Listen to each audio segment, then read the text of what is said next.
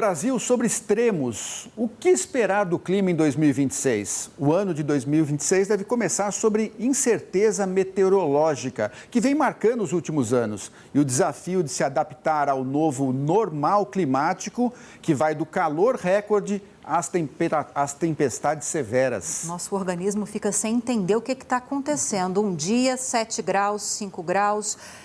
2 semanas depois, 36, 37, 38. E isso vai ser cada vez mais comum, mais frequente, mais severo nos próximos anos. No campo, gente, a consequência é inevitável. A ameaça é de prejuízos gigantescos para a agricultura, para a fauna, para a floresta amazônica. O Brasil vem sofrendo com secas prolongadas e inundações repentinas. Para a gente conversar sobre o que vem acontecendo com o clima e olhando também para o agora, para a previsão para a virada do ano, para essa terça-feira, nós recebemos o meteorologista do IMET, do Instituto Nacional de Meteorologia, o Rafael Lemasson. Rafael, obrigada pela presença. Bom dia para você. Bom dia, Rafael. Olá, muito obrigado. É um prazer estar aqui com vocês. Vamos começar com hoje, então. O IMET soltou um alerta de altas temperaturas ainda para Rio, São Paulo, alguns estados lá do Centro-Oeste, Espírito Santo também, pelo menos até essa terça-feira. Ainda que chova, a previsão é de altas temperaturas.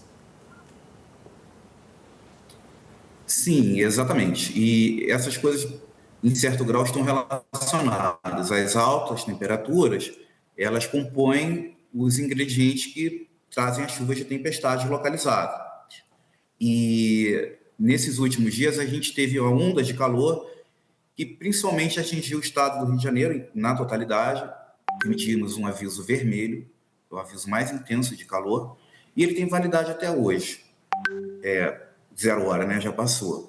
Nesse momento que a gente está conversando aqui, tem uma equipe em reunião para estabelecer como vai se dar para frente em relação à onda de calor. Essa onda de calor, ela já praticamente cessa, ela perde os efeitos, né, que mantenha essa condição severa, porém, não é uma coisa drástica de uma hora para outra. O calor ainda persiste, embora ainda não seja condição de onda de calor. Então, a perspectiva é que a gente ainda tenha uns 2 dias pela frente ainda com bastante temperatura elevada e com chuvas, principalmente. Matheus, pelo que a gente tem visto agora, você acredita que, falando em clima, pelos modelos meteorológicos que vocês acompanham aí, o ano que vem deve ser pior do que a gente tem visto em termos de efeitos climáticos e extremos climáticos?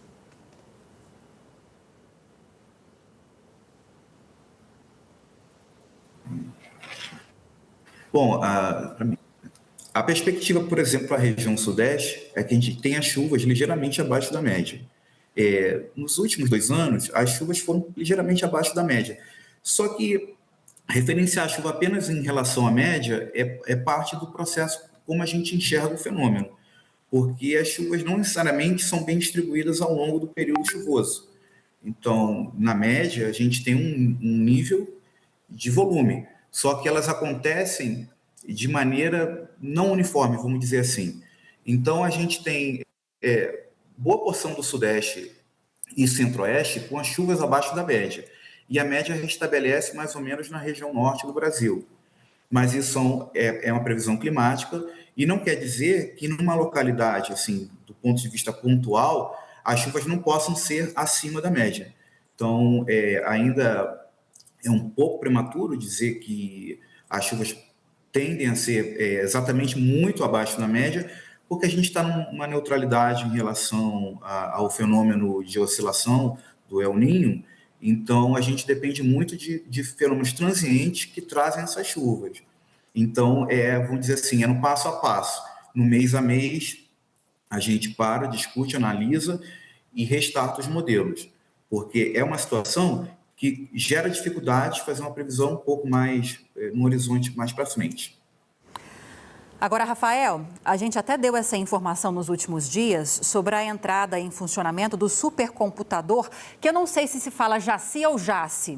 Você deve saber com certeza, depois você me diga se você tiver essa informação. Só me fala o que é antes da pergunta, então. É Jaci? Olha, eu não sei a pronúncia correta, me desculpe, mas eu acho que um supercomputador é a ferramenta fundamental para a gente resolver os problemas atmosféricos. Queria que você falasse um pouquinho. Eu ouvi falar Jaci. Jaci também, né? Jaci. A gente sim precisa de novas máquinas. Pois não. Porque o áudio está atrasado. É o delay. Pode seguir, Rafael. Desculpa, gente, tem um delay aqui danado.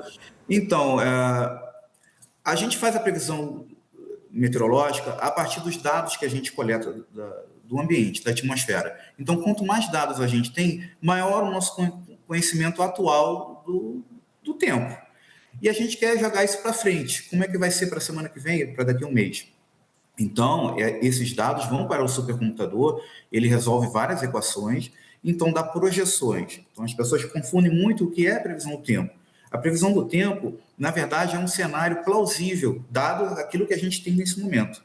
E quem resolve é um supercomputador. Fazendo analogia com o pessoal, hoje em dia, dos games, né? Ele resolve cenários profundos de 3D, renderização, áudio. É a mesma coisa, só que para a atmosfera e em diversos níveis. Então, assim, o supercomputador é super bem-vindo, ele vai auxiliar muito, não que as nossas previsões já não sejam boas, mas a gente precisa ter sempre previsões com maior taxa de frequência de atualização e um maior alargamento para poder antecipar, principalmente, os fenômenos adversos que sempre trazem transtornos, né? Nesse momento, a gente está com aviso vermelho, por exemplo, para o litoral de Santa Catarina e litoral sul do Paraná. Tá? A gente continua com esse aviso de acumulados de chuva e de tempestades severas também. Então, um supercomputador consegue avaliar melhor as localidades, enquanto que a previsão ela vai te entregar uma área de uma maior abrangência. Com isso, uma área, vamos dizer assim, mais grosseira. E aí o supercomputador ele consegue dar um refinamento para essas previsões. Exatamente, consegue precisar a localidade para orientar a população daqueles locais onde há maior ponto de preocupação e orientar políticas públicas, o que é fundamental. Rafael, esse supercomputador está instalado na unidade do INPE em Cachoeira Paulista, no interior aqui de São Paulo, e está substituindo o atual computador, o Tupã. E aí, falando em políticas públicas, Rafael, daqui para frente, aí nós temos dois argumentos que talvez se entrelacem. Quero te ouvir sobre isso como especialista na área. Para essas mudanças muito drásticas de temperatura, para essas tempestades, ora um calor insuportável, ora um frio muito rigoroso, há aquela corrente que diz que o tempo é cíclico, que o clima é cíclico, que sai ano, entra ano, a gente vai ter anos que são mais rigorosos em relação a esses extremos climáticos mesmo. E há também os cientistas alertando para as mudanças climáticas, que sim, para além dessa questão de o tempo ser cíclico e de termos anos um pouco mais preocupantes em relação a outros anos, o aquecimento global, as mudanças climáticas estão tornando os eventos climáticos cada vez mais frequentes, mais extremos, mais preocupantes. O que pesa mais na balança para essas previsões assustadoras que a gente tem para os próximos anos?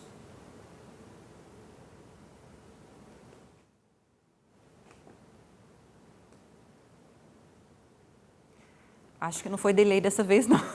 Acho que caiu o sinal dele. Vamos ver se volta. Caiu a comunicação do Rafael. Porque eu queria também... Essa sua pergunta é muito interessante, né, Lívia? Porque a gente teve dois efeitos climáticos muito intensos recentemente, que foi o incêndio no Pantanal, você se lembra, né? Sim. Com morte de um monte de animais. Sim. Foi uma coisa rara. E depois a enchente no Rio Grande do Sul também, devastadora. Sim. Né?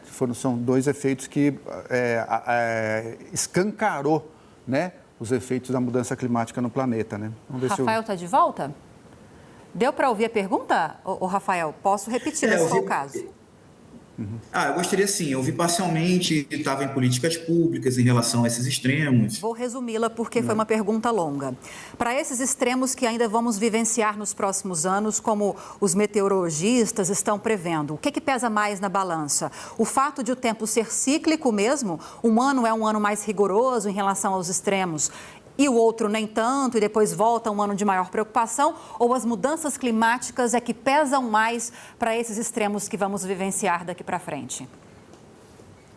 São todos esses fatores trabalhando em conjunto. A gente não pode excluir nada, porque na atmosfera a gente tem fatores de contribuição bem localizada e fatores como a gente chama de teleconexões, alguma coisa que acontece no Pacífico e acaba reverberando aqui para a gente. Então a gente tem que trabalhar em todas as frentes. No caso aí, por exemplo, de eventos extremos, a previsão não é a única ferramenta que tenta minimizar os impactos.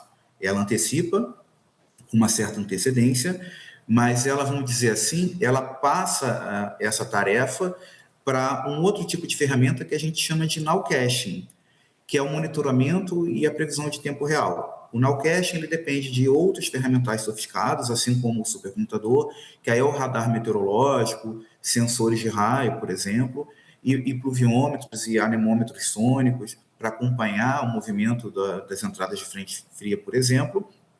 E esse ferramental ele é capaz de identificar em tempo presente volume de chuva, quantidade de descargas atmosféricas, quantidade de granizo e exatamente a localidade. Isso é bem interessante do ponto de vista de startar os alertas públicos. Aqui no IMET, a gente emite avisos meteorológicos. Os avisos, tentando explicar rapidamente, eles são em função da previsão meteorológica, porque o meteorologista, ele não necessariamente sabe o impacto que algumas condições do tempo podem provocar em algumas localidades. Por exemplo, 100 milímetros na Costa Verde, no Rio de Janeiro, tem um determinado impacto completamente diferente do que 100 milímetros numa chuva de 2 horas na Grande São Paulo.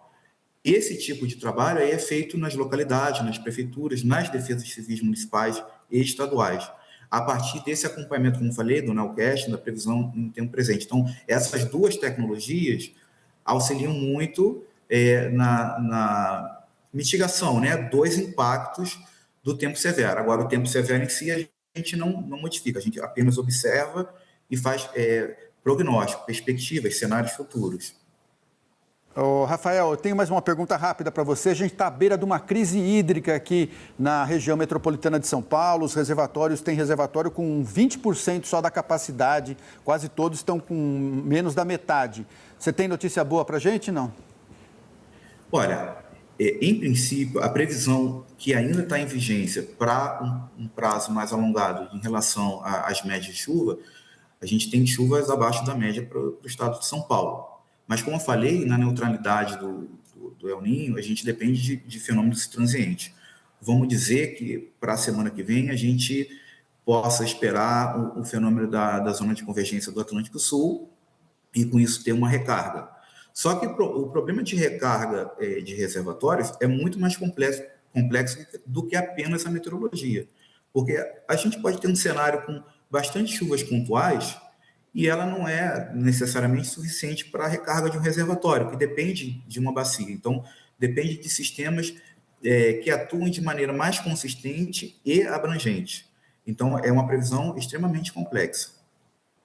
Ok, Rafael, muito obrigado, pela entrevista. Falamos com Rafael Lemasson, que é meteorologista do IMET, que é o Instituto Nacional de Meteorologia. Rafael, obrigada pelas informações, que você tenha uma ótima passagem para 2026 e que nos falemos muito ainda ao longo do ano que vem. Sim, vai ser um prazer, um ótimo Réveillon para todos. Muito obrigado. Gente, agora 9h27. Vamos seguir falando de tempo, agora com imagens para você que nos acompanha. Previsão para essa terça-feira, começando por Vitória. Vamos lá? Na capital capixaba, dia de sol, dia de muito calor. Olha só que céu azul, poucas nuvens no céu. Mínima de 24 graus e máxima de 35 graus. Saindo de Vitória, nós vamos direto para Goiânia, na região centro-oeste. Chuva prevista agora pela manhã, ficando mais forte à tarde. À noite, a chuva para e surgem muitas nuvens. Mínima em Goiânia de 21 graus e durante a madrugada chegando próximo aos 29 graus. Dia lindo por lá também. Vamos então agora finalizar o nosso giro por algumas capitais brasileiras. Recife também, um belo dia por lá, céu azul, poucas nuvens, dia de muito sol, com as nuvens aumentando ao longo do dia. À noite, gente, tem previsão de pancadas de chuva, mínima de 26 e máxima de 32 graus em Recife.